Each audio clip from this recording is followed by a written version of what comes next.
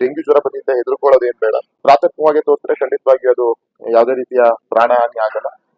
ಜ್ವರ ಬಂದಿದೆ ಅಂದ್ಬಿಟ್ಟು ಮೆಡಿಕಲ್ ಸ್ಟೋರ್ ಹೋಗ್ಬಿಟ್ಟು ಒಂದು ಮಾತ್ರೆ ತಗೊಂಡು ಮಾತ್ರೆ ಸೆಲ್ಫ್ ಮೆಡಿಕೇಶನ್ ಮಾಡೋದನ್ನ ದಯಮಾಡಿ ಅದನ್ನ ನಿಲ್ಲಿಸಬೇಕು ಅನ್ನೋದು ನಾನು ಮಾಧ್ಯಮ ಮುಖಾಂತರ ನಾನು ಕೇಳ್ಕೊಂತೀನಿ. ಸೆಲ್ಫ್ ಮೆಡಿಕೇಶನ್ ಯಾವತ್ತೂ ಯಾವುದೇ ಕಾಯಿಲೆಗಾಗಿರೋದು ಅದು ಮಾಡಬಾರ್ದು. ಜ್ವರ ಬಂದಿದ ಕೂಡಲೇ ಮಕ್ಕಳನ್ನ ದಯಮಾಡಿ ಟೆಸ್ಟ್ಗೆ ಸಹ ರಾಜ್ಯ ಸರ್ಕಾರ ಇಷ್ಟು ಅಂತ ಫಿಕ್ಸ್ ಮಾಡಿದೆ ದರವನ್ನ. ಫಸ್ಟ್ ಜ್ವರ ಅಂತಿದಂಗೆ ಟೆಸ್ಟ್ ಮಾಡಿಸ್ಕೊಳ್ಳಿ ಅಂತ ನಾನು ಮನವಿಯನ್ನ ಮಾಡ್ತೀನಿ. ಅದೇ ರೀತಿ ಎಲ್ಲಾ ತಾಲೂಕು ಆಸ್ಪತ್ರೆಯಲ್ಲೂ ನಮ್ಮ ಒಂದು ಏನು ವೈದ್ಯರ ಒಂದು ತಂಡ ತುಂಬಾ ಚೆನ್ನಾಗಿ ಕಾರ್ಯನಿರ್ವಹಿಸ್ತಾ ಇದೆ.